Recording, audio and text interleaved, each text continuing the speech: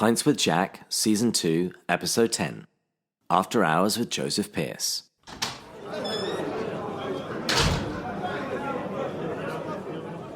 Hello, and welcome to Pints with Jack. Today, I interrupt our journey through the Great Divorce to bring onto the show a guest that I wanted to talk to for a long, long time. Joseph Pearce is the Director of Book Publishing at the Augustine Institute. He's the editor of the St. Austin Review, and he's series editor of the Ignatius Critical Editions.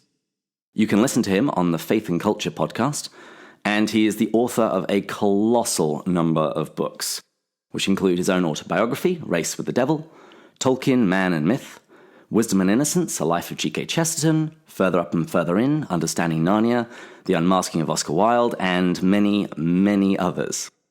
Joseph Pearce, welcome to Pints with Jack. It's good to be with you on Pints with Jack. I wish we were literally having Pints with Jack. That would be marvellous. Well, it's afternoon for you, so I think that should be allowed. I'm English. It's 5 o'clock in England. And happy birthday. Thank you, yes. If you can't have a drink, then when can you? Precisely. Now, listeners will notice that, like myself, you also have an accent, and the perceptive among them will realize that you also hail from the greatest country in the world. By which you mean England and not Britain, because there's a big difference as far as I'm concerned. Well, Lewis himself said only foreigners talk about Britain. Yeah, absolutely. It's a novel concept that came about at the same time as the Protestant Reformation, but that's another discussion. Now, there are a lot of reasons that I've wanted to have you on this show, aside from your excellent accent, of course.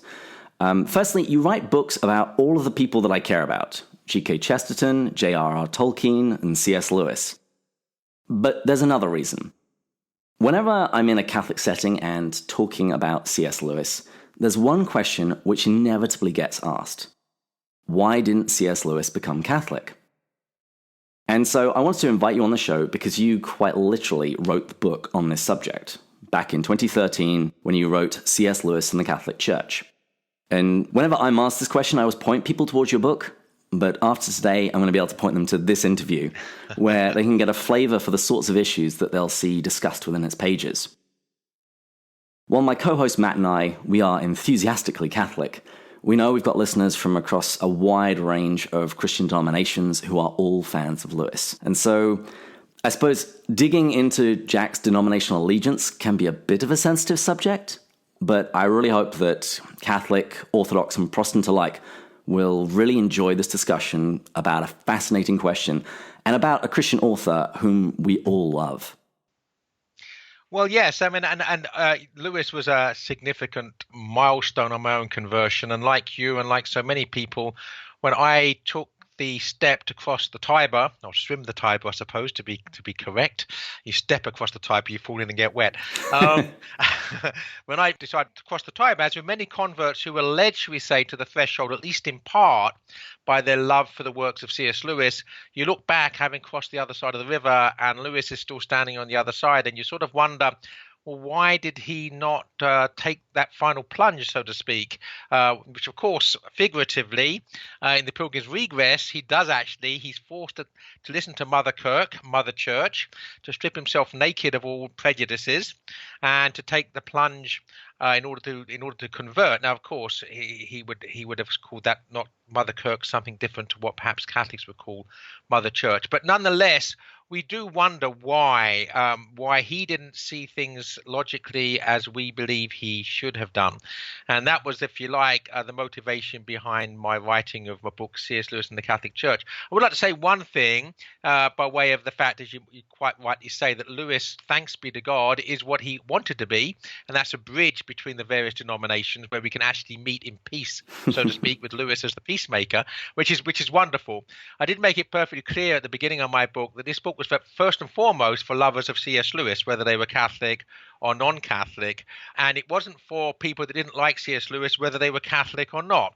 So in other words, the thing that I hope my book is addressing is the people I'm hoping will read it are people who love C.S. Lewis, and we use that, if you like, as the meeting point, the trysting place, where we then discuss, okay, well, how Catholic was he? How Catholic wasn't he?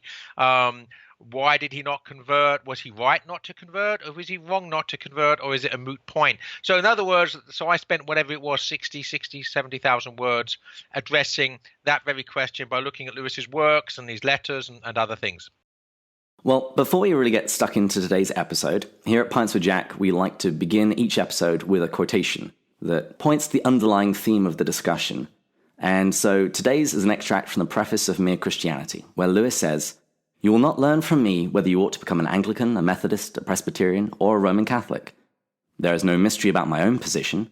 I am a very ordinary layman of the Church of England, not especially high, nor especially low, nor especially anything else. Ever since I became a Christian, I have thought that the best, perhaps the only service I could do for my unbelieving neighbours was to explain and defend the belief that has been common to nearly all Christians at all times." So with that, cheers. Cheers. Now, I hope that's not iced tea. Oh, certainly not. Certainly not. I haven't actually read your book on Belloc yet, but the one line from Belloc that I know is, "Wherever the Catholic sun doth shine, there's always laughter and good red wine. At least I've always found it so. Benedicamus Domino." Wonderful lines from a wonderful man. And a perfect justification for drinking in the morning. Agreed. So, as I You're mentioned putting me earlier, to shame though, because I'm actually drinking PG Tips at the moment. oh no, that's totally. I also have a cup of tea. Oh, you do as well. Okay, Yeah. well that's fair enough. All right, I don't feel quite so bad now. So, as I mentioned earlier, you've written books about all sorts of interesting people, Tolkien, Lewis, Belloc, Wilde, but your own story is also rather fascinating. So, for those who haven't read your book, Race with the Devil, could you just give us an outline of your own story and the role that Lewis had to play there? Yeah, again, it's a challenge to give the soundbite version, as it would be a challenge, of course, in this one interview to give a thoroughgoing discussion of Lewis's relationship with the Catholic Church. So, of course, people should go ahead and buy the book. But yeah, so the 1 minute version. First of all, the subtitle of my book, Race with the Devil, is my journey from racial hatred to rational love. So that sort of gives the game away. That as a young man, as a teenager, I was involved with a white supremacist neo-Nazi organization in England called the National Front, and I was involved in that organization for about 10 or 11 years, from the age of 15 to about the age of 25 or 26. So the book charts, if you like, my descent into that murky world of radical politics and racial hatred, and then my emergence from it largely through an engagement with these writers that we're talking about, first and foremost by my discovery of the writings of G.K. Chesterton. But I tell the story in my autobiography of my first coming across C.S. Lewis, and it was in a second-hand bookshop in the East End of London, where I live, and I'd heard of Lewis. I mean, I wasn't a complete ignoramus. I'd heard of Lewis, and I think all that I knew was he was an author, and I think I'd heard of The Lion, the Witch, and the Wardrobe, but I'd never read it, and I had no inkling whatsoever of it actually being a Christian work at all. I had no idea that Lewis was Christian. So anyway, something, and I believe it was the promptings of the Holy Spirit, prompted me to take this book by C.S. Lewis off the shelf of this secondhand bookshop, and I opened it at random. I used to say that I looked in the index for Chesterton, because I used to do that. I used to go into bookstores, and if there's a name that I thought, I've read that somewhere, maybe he knows something about Chesterton or New Chesterton, I would go and open the book and look at Chesterton, the index, and if there's any mention of Chesterton, then go to that page. So I actually told this story for a while, saying that I went and looked at the Chesterton, the index, and then went to the page. And then someone pointed out to me that this particular book by Lewis has no index. So clearly that wasn't what I did. But that makes it even more amazing, because what I must have done was open the book at random and saw the magic word Chesterton. And it was actually Lewis relating the first time he'd ever read Chesterton. And at the time, he was an atheist, and a somewhat cynical atheist, in the trenches of World War I, recovering from trench fever in Le Tréport in France, and he reads a volume of Chesterton's essays and falls in love with Chesterton in spite of Chesterton's Christianity. Now, at this time, I'd also fallen in love with Chesterton in spite of his Christianity. So I thought Lewis is a kindred spirit, because he gets Chesterton, he loves Chesterton, but he doesn't take Chesterton's Christianity seriously. Lewis is a perfect person. So I bought the book. Of course, the book I bought was Lewis's Surprised by Joy, which was Lewis's own conversion story. So as I'm reading and I can see where it's going, I think, oh my word, he's going to convert, isn't he? This is a conversion story. But I gripped got gripped by it, read it. And again, whereas I couldn't help liking Chesterton in spite of the fact he was Christian, I couldn't help liking C.S. Lewis in spite of the fact he was Christian. So therefore I added C.S. Lewis's books to my Chesterton books as I went around buying. And, once you start reading Chesterton and Lewis in any amount, it's only a matter of time before you come to your senses. That's really cool. There's also a lovely parallel with Lewis's experience of picking up a copy of Fantastes at the Leatherhead station. Yeah, it was actually a similar experience. I mean, I think he says of that experience that it baptized his imagination, if I remember correctly. Mm-hmm. And really, that's what Lewis and Chesterton did. They were baptizing my intellect, really, because what was important to me was I believed, as is the sort of the belief of the zeitgeist, the culture in which we live, that Christianity is irrational. That that if you're a Christian, you're basically accepting an irrational view of the cosmos, right? You're not being reasonable. And what Lewis and Chesterton both taught me was the indissoluble union, the marriage between fides et ratio, between faith and reason.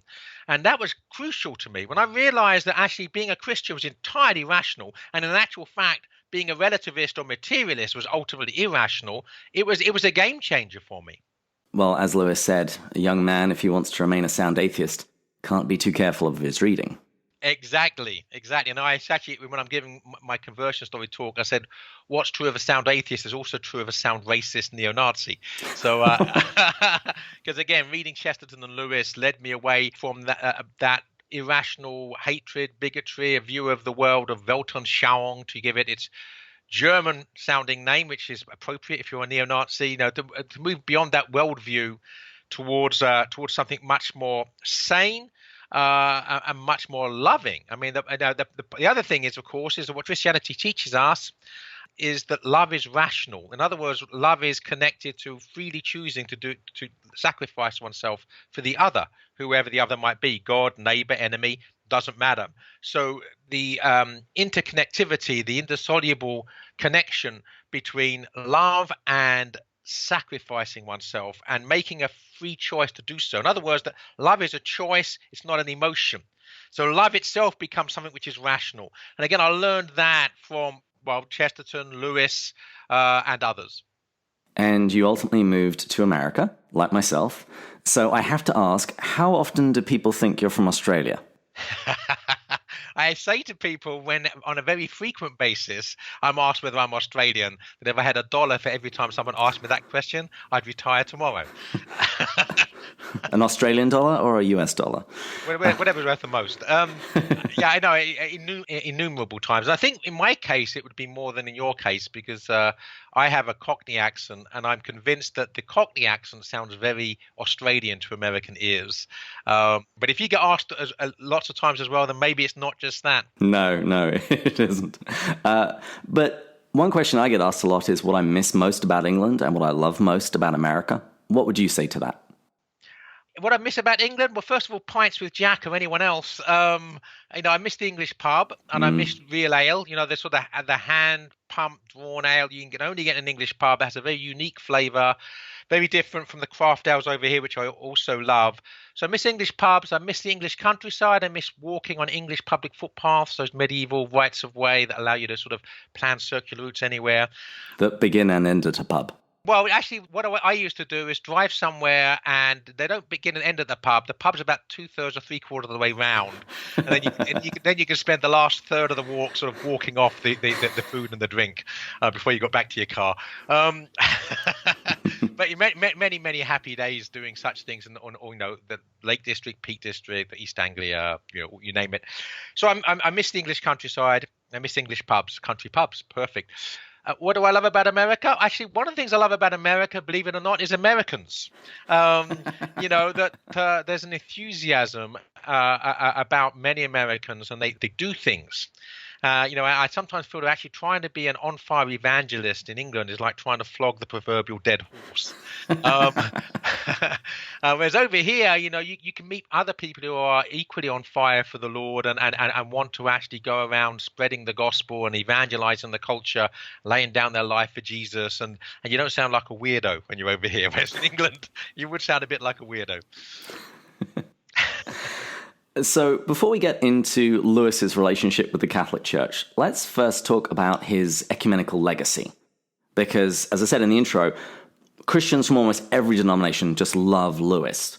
And all the sensible ones listen to this podcast. Why do you think that is? I mean, what do you think Lewis has done for Christian ecumenism?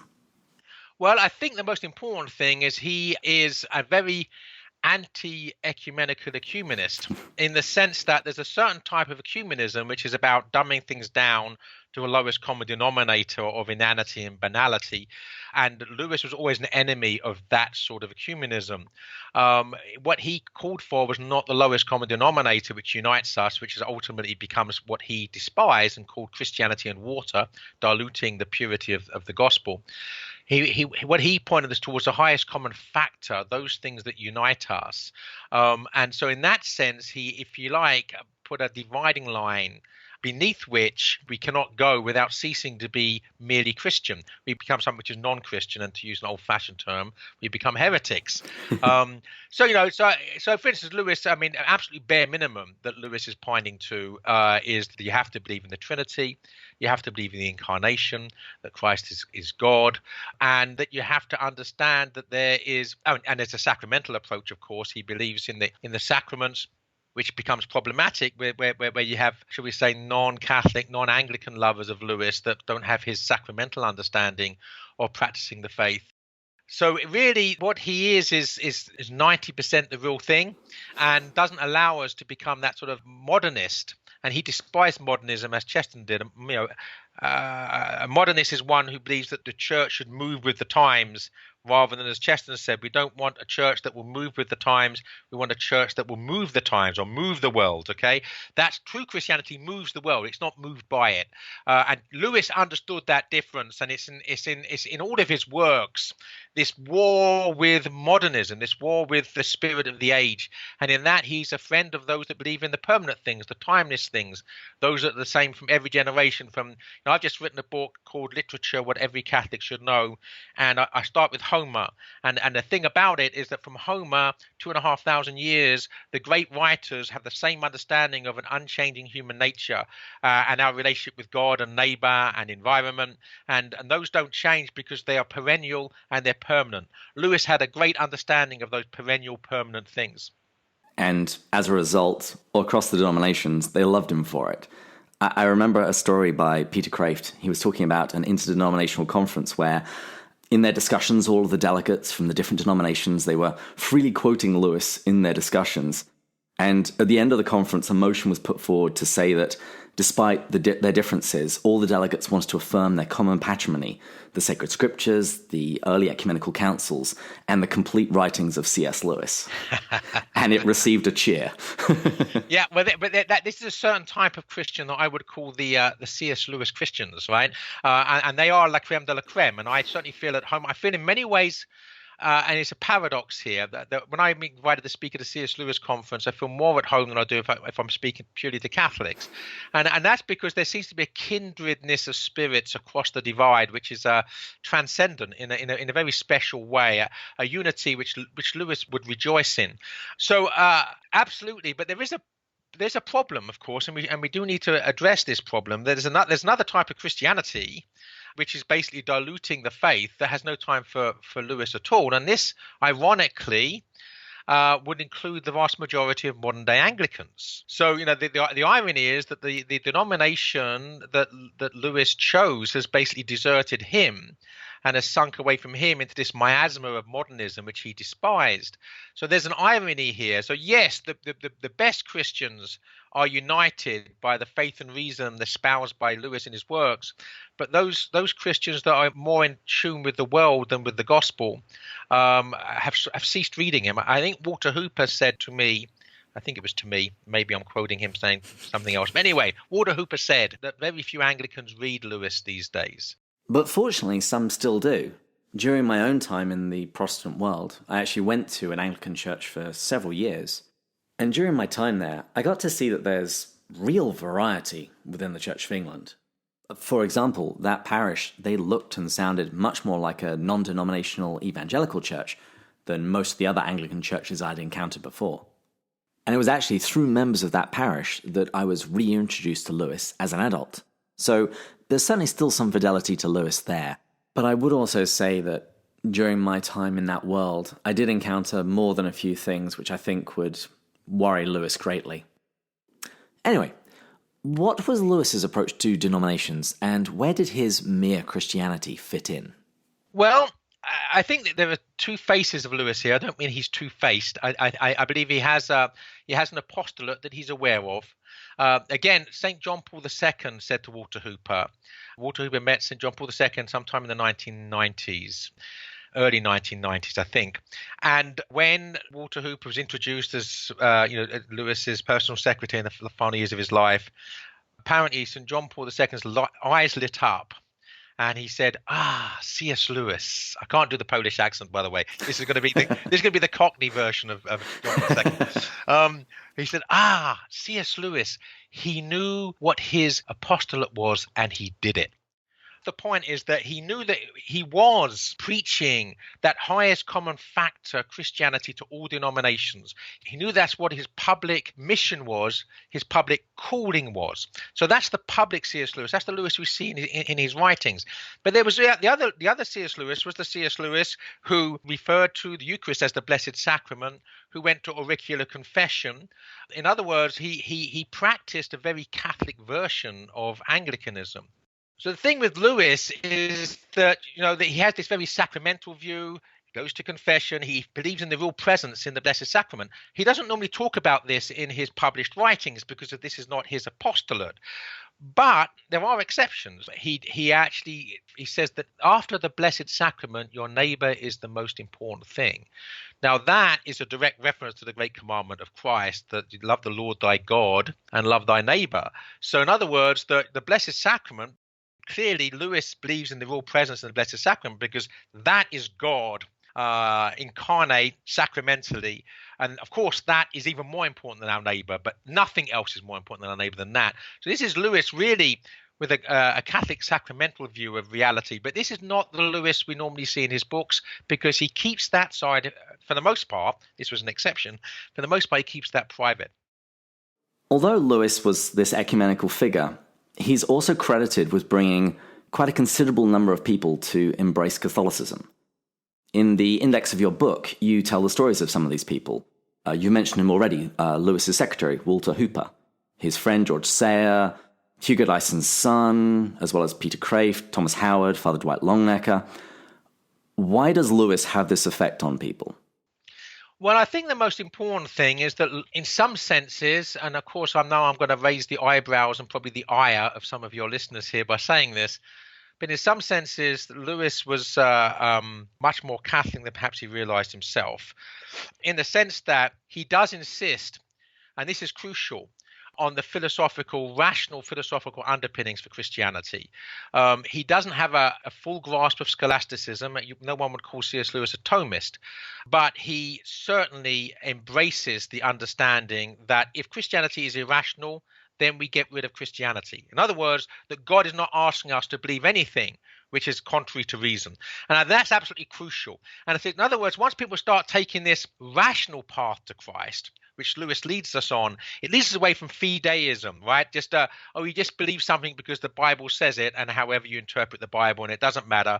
So that's sort of, if you like, that understanding of the Bible, which is very sola scriptura, that the Bible by itself is sufficient, and your interpretation of it is sufficient, even though there's as many different interpretations of the Bible as there are people interpreting it. He leads us away from that and basically towards an understanding of Christianity, even the mysteries of Christianity, such as the Trinity and the problem of pain. He grasps the nettle. He takes on these hard issues, always from the perspective that a Christian perspective is a realist perspective. It's where reason meets reality is Christianity. And I think that approach leads people deeper, or as he would say in The Last Battle, leads people further up and further in. And if you go further enough up and further enough in, you end up swimming the Tiber.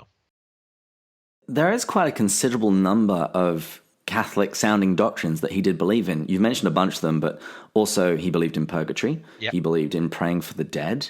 Mm-hmm. I'm a Byzantine Catholic, so when he couches in Mere Christianity, theosis, divinization, the idea that we participate in the divine life and pretty much everything is seen through that lens, that really resonates with me. You mentioned the relationship between Lewis and Thomism. You mentioned in your book that he seems to have accumulated quite a bit of St. Thomas Aquinas, but through Dante, that Dante managed to smuggle an awful lot of Catholic theology into Lewis's brain, something that he would say that he himself does through the Chronicles of Narnia and his other works of fiction.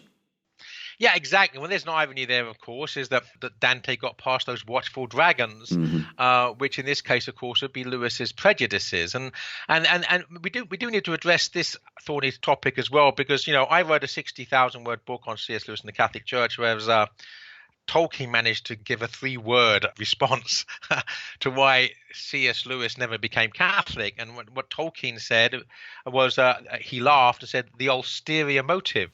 Now, of course, for Englishmen such as us, that the pun is obvious: ulterior as in Ulster, as in Northern Ireland. And of course, C.S. Lewis was born in Belfast, and it's difficult for us to perceive. I'm older than you, but I remember the Troubles, and I was involved in the Troubles in Northern Ireland. And Belfast was one of the most sectarian cities in the world, and basically the Catholic and Protestant community did not talk to each other. In fact, for large parts of the history, they were killing each other. So, Lewis himself said that he was, from the cradle, was taught never to trust a papist, right? Never to trust a Catholic. And certainly right up to the end, the two things that he was never comfortable with was the position of the papacy and the way that Catholics revere the Blessed Virgin. And these, of course, are the bugbears. These are stumbling blocks. My own stumbling block as a convert, right? The last prejudices to crumble away were the distrust of the papacy and the distrust of the Blessed Virgin. And I don't know what she's ever done to invoke all this anger against her, but and Lewis never managed to get over those barriers. And I think I do address in my book how a lot of that is really ingrained from childhood. And we might say, well, it's unjust to talk about someone being hardwired.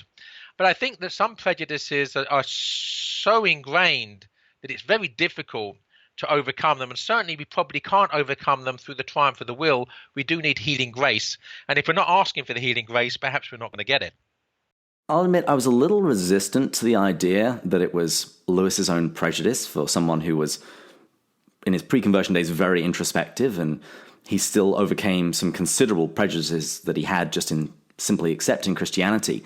But what swung me over to your position was when you spoke about his blind spot for the Blessed Virgin in his academic work as well.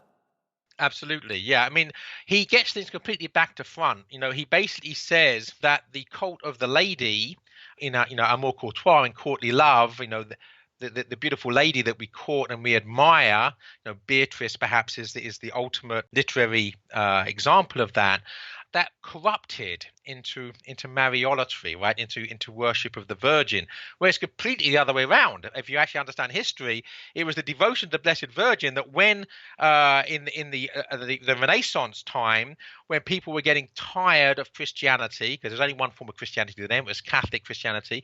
They were getting tired of Christianity. They turned their back on it, started to rediscover the pagan gods. So all the art starts to become full of Zeus and Venus and less art about the Holy Family. The devotion that was reserved for the Blessed Virgin now gets corrupted into something lower, which is to the ideal secular lady, okay? And of course that gets corrupted still further when Courtly Love merely becomes a formalized stylistic way of committing adultery. I mean, that's where once you start moving away from the holiness of the center, you end up in bad places.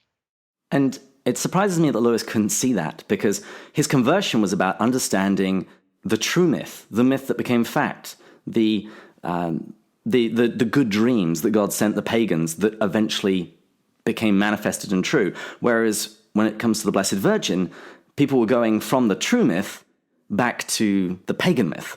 Exactly. And I say this blindness, there's a wonderful book I would recommend to your listeners called Reading the Classics with C.S. Lewis.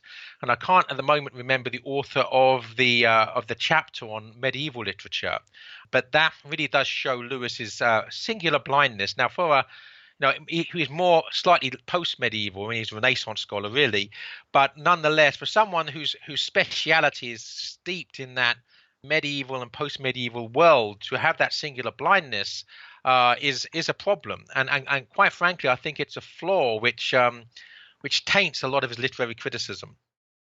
What was the difference between Chesterton's journey and Lewis's? Because Chesterton became Christian and then eventually Catholic. What was the difference between their two journeys? Well, again, if we're going to return to, that's a very good question. Well, that gets me thinking. But if we're going to return to what we're talking about here with prejudices, the point is that Chesterton was raised in a sort of lukewarm, Unitarian-ish, vaguely Christian household. But he had a romantic attachment to the Blessed Virgin and to Saint Francis. He wrote an early poem about Saint Francis Xavier, the idea of a Christian missionary going out and evangelizing the pagan world, India and China and what have you.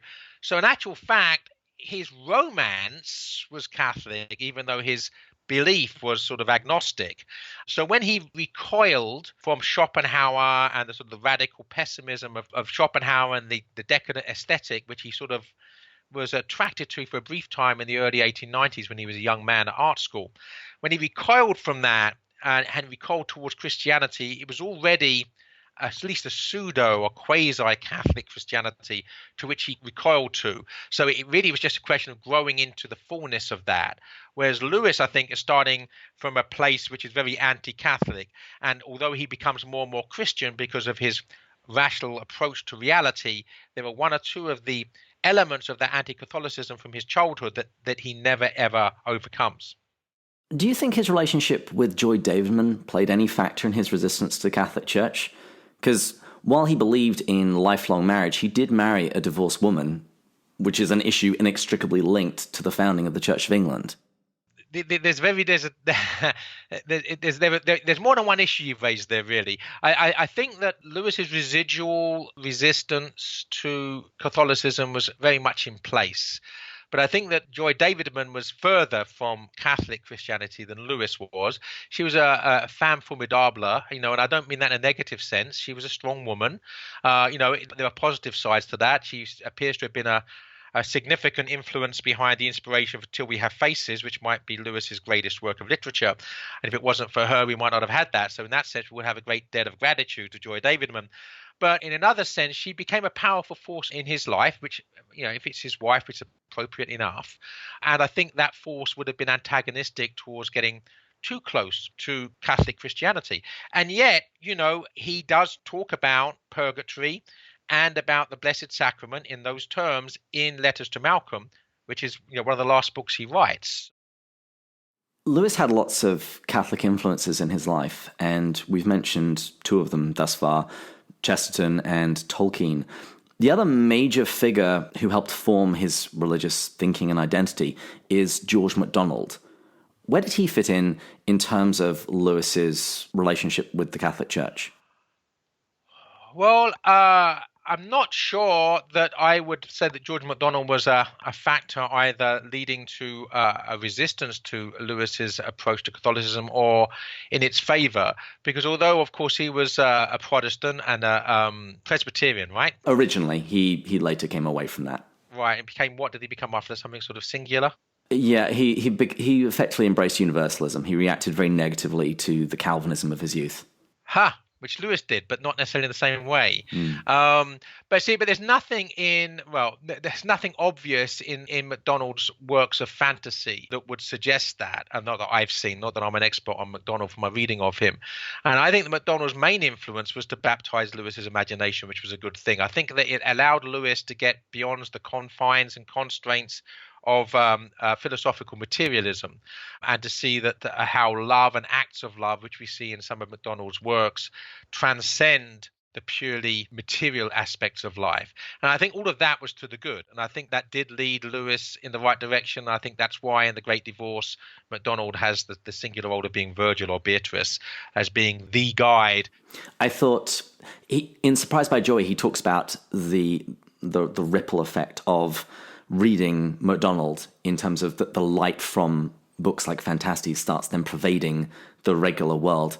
And so I thought that at least he helped move Lewis in a sacerdotal kind of mindset. Absolutely.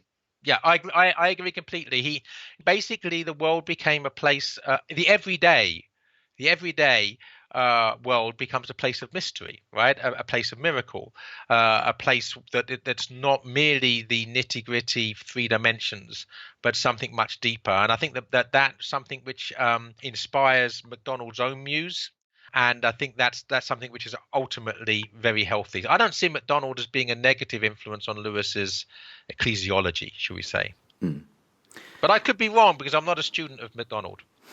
I've only actually just started digging into him. Just this past week, I read his anthology of MacDonald. But it was just out of the three people I always hear talked about in reference to Lewis, I didn't see MacDonald in your book, and I wondered what you might think about that.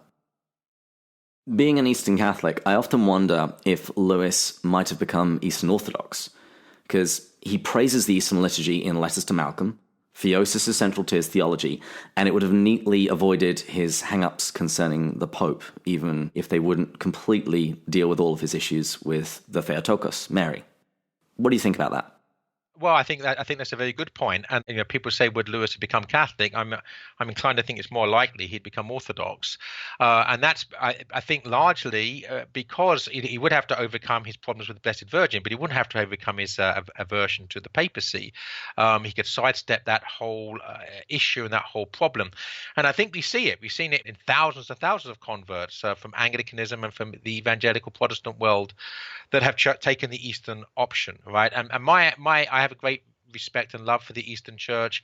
I mean, without getting controversial here, the schism is not so much separates the church. It's just a question of differences within the church that, please God, one day by the grace of God will be resolved. But I love the Orthodox liturgy. There is an irony, of course, that Lewis was the old Western man. That his whole foundation philosophically and aesthetically is built upon Western culture and Western civilization. Now, of course, that does include the Greeks. But nonetheless, to sort of turn his back on a large part of the Western patrimony and go east, young man, so to speak, there would be an irony there, which I find somewhat risible. I was kind of surprised. I read an article by Callistus Ware, and it appears that Lewis's exposure to the fathers was not as wide as I had thought. He quotes a lot from Augustine, but this was a guy who was fluent in Latin and Greek. And so I just naturally assumed that when he converted to Christianity, he would have just started moving through the fathers.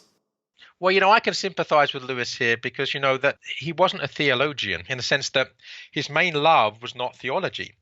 So, if Lewis had time to read for pleasure, he would read literature. And if he wasn't reading for pleasure, he was teaching, which means to be teaching literature. And I see a complete parallel with myself here. Now, I love theology insofar as it shows us God through scripture and through tradition.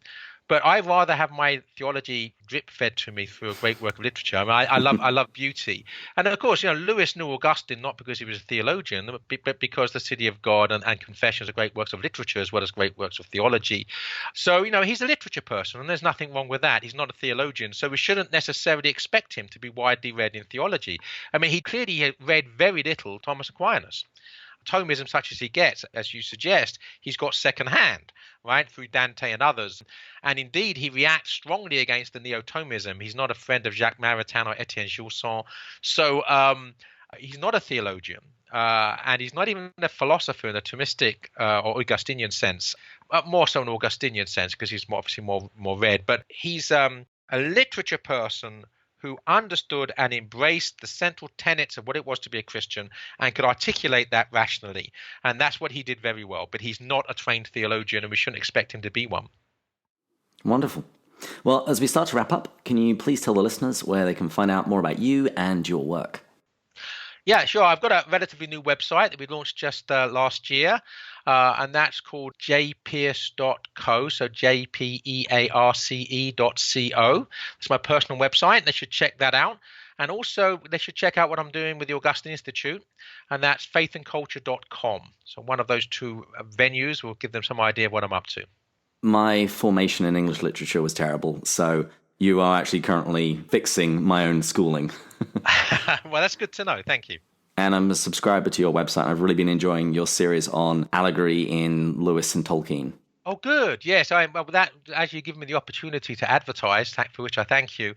We have on the website what I call the Inner Sanctum, which is exclusive content for those that want to support my work by actually paying a subscription.